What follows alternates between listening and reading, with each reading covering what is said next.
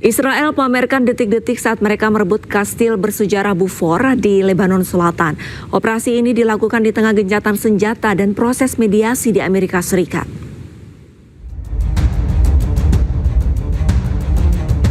Pasukan Pertahanan Israel atau IDF merilis detik-detik saat pasukan patroli Golani merebut kastil Beaufort yang bersejarah di Lebanon Selatan. Dalam operasi ini, pasukan bergerak melalui benteng untuk memasuki kastil. Tidak ada perlawanan dari pasukan Hizbullah karena memang kastil ini sudah lama tidak digunakan. Namun Israel memandang kastil ini penting karena dipandang sebagai benteng peninggalan Perang Salib dan punggung bukit strategis yang menghadap ke Lebanon Selatan dan Israel Utara. Sebelumnya, Israel pernah menguasai kastil ini dari tahun 1982 hingga 2000 setelah memenangkan pertempuran Beaufort dalam Perang Lebanon Pertama. Operasi ini dilakukan di tengah gencatan senjata yang rapuh antara Israel dan Lebanon. Negosiasi yang difasilitasi oleh Amerika Serikat pun jalan di tempat. Pasukan militer Israel melancarkan serangan besar-besaran di Lebanon Selatan. Perdana Menteri Israel Benjamin Netanyahu memuji pasukan Israel yang berhasil merebut kastil Beaufort. הלילה הלוחמים הגיבורים שלנו כבשו את מוצב הבופור. הם הניפו שם בגאווה את דגל מדינת ישראל ואת דגל חטיבת גולני. אני מזכיר לכם שלפני 44 שנים המקום הזה היה סמל לקרב גבורה הירואי של לוחמינו, אבל גם היה סמל למחלוקת עמוקה בתוכנו. היום חזרנו לבופור אחרת. חזרנו מאוחדים, נחושים, חזקים מאי פעם. אני דיברתי עם הלוחמים בגבול הצפון ביום שישי, הם אמרו לי, ספר לעם ישראל מה אנחנו עושים פה. ראש הממשלה, הציבור לא יודע איזה הישגים יש לנו. ובכן, מתחילת מלחמת התקומה, אנחנו חיסלנו 8,000 מחבלי חיזבאללה. מאז שהגעת הארי, 3,000. בחודש האחרון בלבד, 700. זה יותר מכל מה שחיסלנו במהלך מלחמת לבנון השנייה. אני הנחיתי את צה"ל להרחיב את התמרון בלבנון. הכוחות שלנו חצו את הליטני, הם תפסו שטחים שולטים, הם כבשו את רכס הבופור. ועכשיו ההנחיה שלי היא להעמיק ולהרחיב את האחיזה שלנו במקומות שהיו בתפיסת חיזבאללה. Militer Israel kembali melancarkan serangan ke kamp pengungsian di Al-Bureij, Gaza Tengah.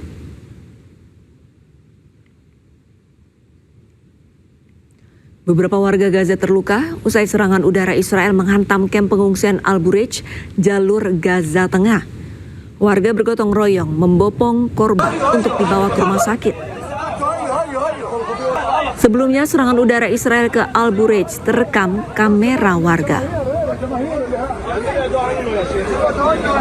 Asap mengepul dari kejauhan usai drone peledak menghantam kawasan tersebut.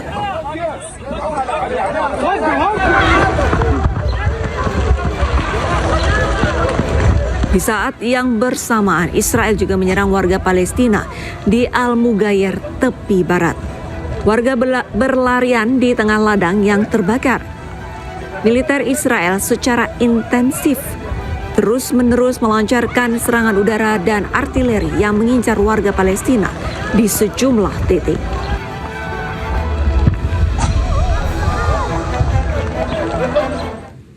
Zionis Israel menyerang pelabuhan sebelah barat kota Gaza. Akibatnya 2 warga Palestina tewas dan sejumlah orang terluka.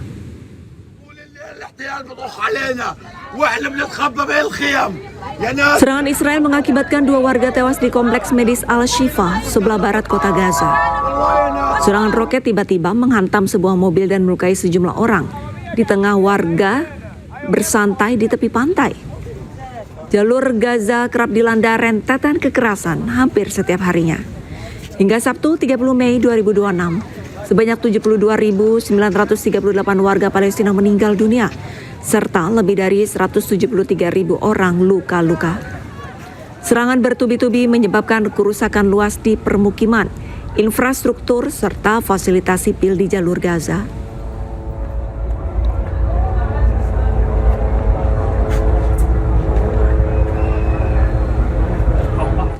Bulldozer Israel mulai menghancurkan bangunan dan toko milik warga Palestina di Nablus.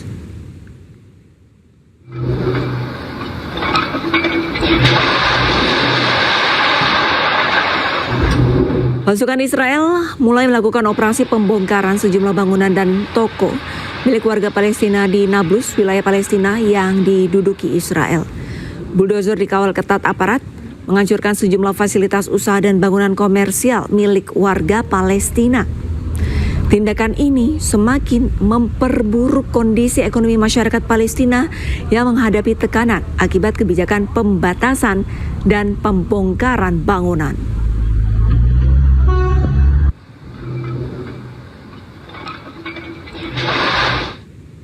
Di tengah serangan tanpa ampun yang digencarkan Israel ke Palestina, warga Gaza hidup serba kekurangan, bahkan untuk makan setiap hari.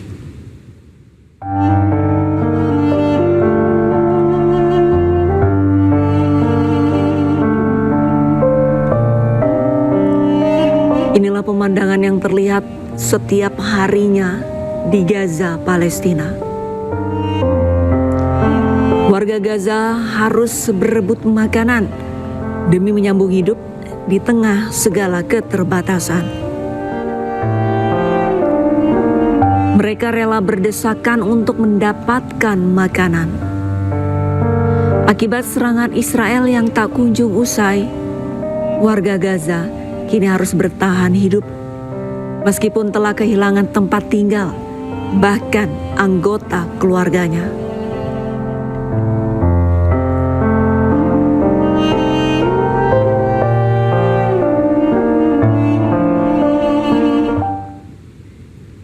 Sementara itu, pemirsa, pemukim ilegal Israel berusaha menduduki Masjid Al-Aqsa di Yerusalem, Palestina. Ironisnya, aksi mereka dikawal polisi Israel.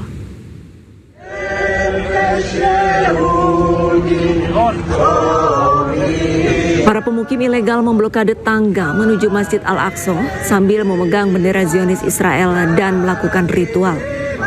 Polisi Israel yang melakukan pengawalan aksi berusaha melindungi para pemukim. Pemerintah Uni Emirat Arab dan sejumlah negara mengirimkan surat berisi kecaman kepada Israel mengutuk penyerbuan ke Masjid Al-Aqsa oleh pemukim ilegal dan mengibarkan bendera Zionis Israel di halaman masjid.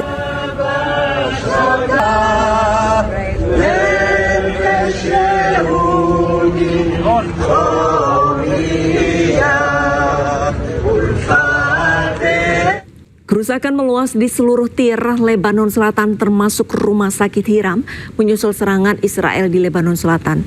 Semua lantai rumah sakit mengalami kerusakan akibat serangan tersebut.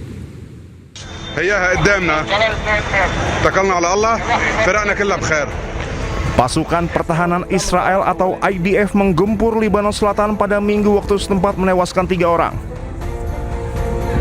Serangan dilakukan pasca peringatan evakuasi kepada warga. 3 orang tewas dan sejumlah bangunan rusak dalam serangan ini. Sebelumnya, IDF mengeluarkan peringatan evakuasi ke penduduk di sejumlah kota di distrik Nabatiyeh. Peringatan ini juga berisi rencana serangan yang diarahkan ke daerah tersebut.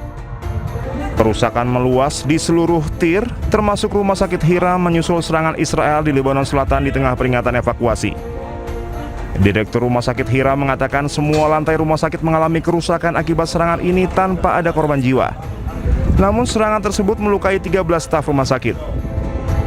Tentara Israel telah memperingatkan penduduk setempat mengosongkan 2 bangunan dengan menyatakan mereka akan menargetkan bangunan-bangunan tersebut sebagai tanggapan atas pelanggaran perjanjian gencatan senjata dengan Hizbullah.